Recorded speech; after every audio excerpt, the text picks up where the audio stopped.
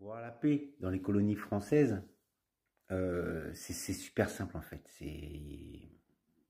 C'est super simple. Il faut supprimer 1% de la population à chaque fois.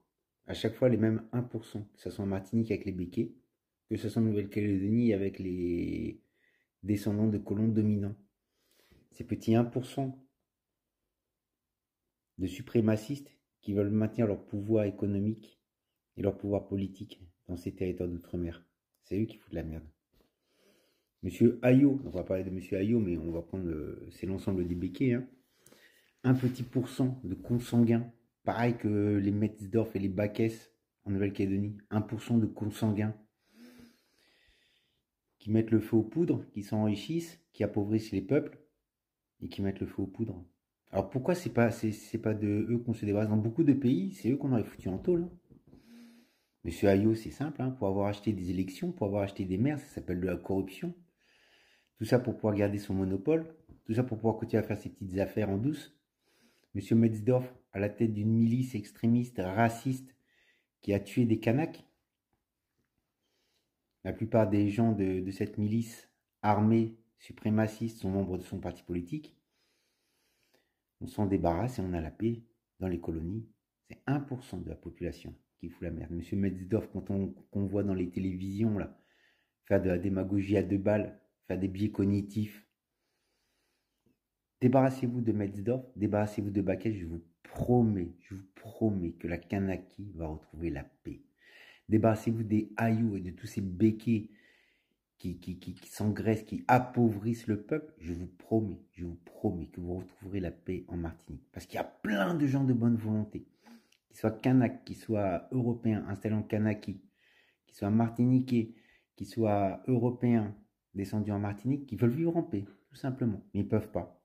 Ils ne peuvent pas parce que vous avez des gens comme les Metzdorf, comme les Ayot, qui s'enrichissent, qui soufflent sur le feu, qui s'engraissent, qui appauvrissent le peuple, qui se croient encore autant des colonies. Mais de toute façon, ce sont des descendants de colons, d'esclavagistes, de tueurs, d'assassins.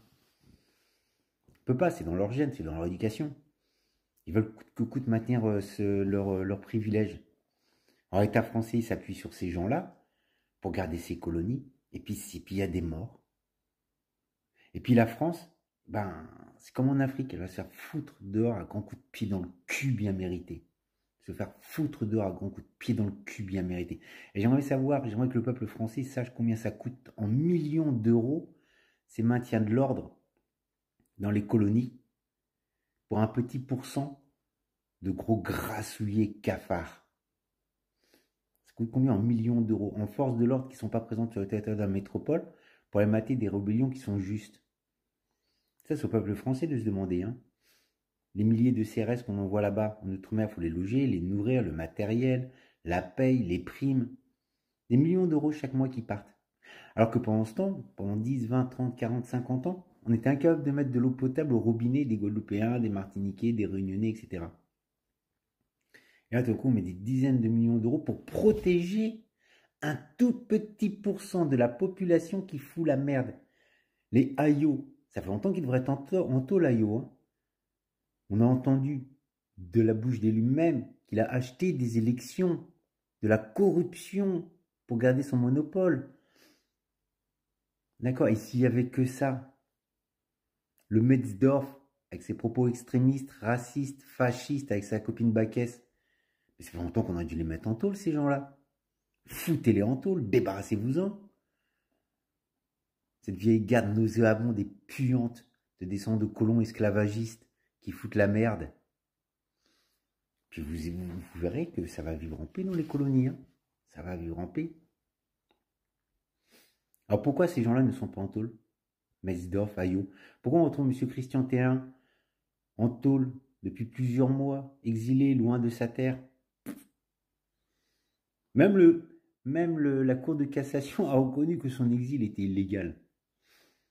Sans compter à l'ONU, sans compter les voix des droits de l'homme, qui disent qu'il n'y a rien à faire en tôle. Comment c'est que M. Rodrigue Petitot se retrouve en tôle, enfermé,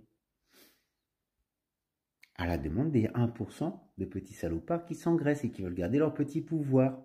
Donc M. Metzdorf, on aura beau continuer de l'entendre sur les réseaux sociaux, ne jamais répondre aux questions qu'on lui pose, Mais faire des biais cognitifs et faire de la démagogie à 2 balles, c'est lui qui a mis le feu aux poudres en Kanaki. Je vous invite à aller voir les vidéos que je vais mettre en description de cette vidéo. Monsieur Ayot, descendant d'esclavagistes qui vit sur le recel de ce que ses parents, de ce que ses aïeux ont volé. Mais qu'est-ce qu'il fait encore en Martinique? À s'engraisser et à appauvrir le peuple. C'est fini le temps de l'esclavagisme, hein? C'est fini, hein? Donc là, M. Rodrigue Petitot, lui, reste en tôle. M. Christentin, il reste en tôle, malgré l'arrêt de la Cour de cassation. Et l'État français, il va protéger ces petits 1% de cafards. Des gros cafards qui seront encore autant des colonies. 1% de la population. Les béquets, les descendants de colons, Metzdorf et compagnie, que des co-sanguins, qui seront encore autant des colonies, que l'État va protéger. Monsieur Metzdorf, quand il reçoit des hommes politiques en Nouvelle-Calédonie, qu'est-ce qu'il offre? Les fouets qui servaient à taper sur les esclaves. Hein? Monsieur Ayot, pendant que la population elle crève de faim, qu'est-ce qu'il fait? Le grand mariage de sa fille. Hein? Avec ses invités. Hey, comment il s'appelle là? Manuel Valls. Là, t'as Ayot et t'as Metzdorf. Ils sont en train de frapper à ta porte avec leur petite démagogie. Oh, nous, on est triste, on n'est pas aimé sur les territoires, vous avez vu, alors que nous, on a développé les territoires. Oui, ils l'ont développé pour leur gueule. Hein?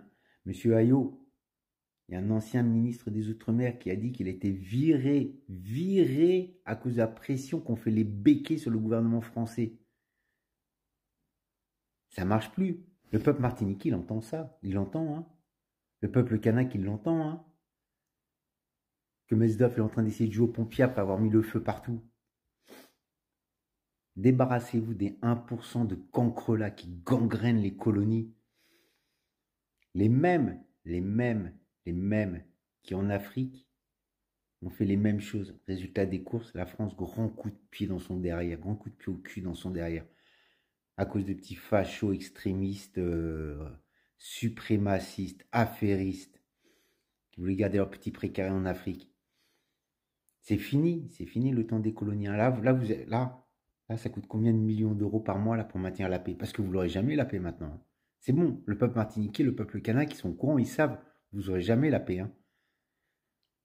Ça fait coûter combien de millions d'euros cette histoire-là?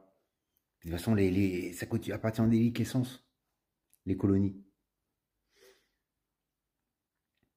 Foutez en l'air ces cancres-là de béquets, de descendants de colons dominants, ces co-sanguins qui seront encore au temps des colonies. Foutez-les en l'air, rapatriez-les sur la terre de France.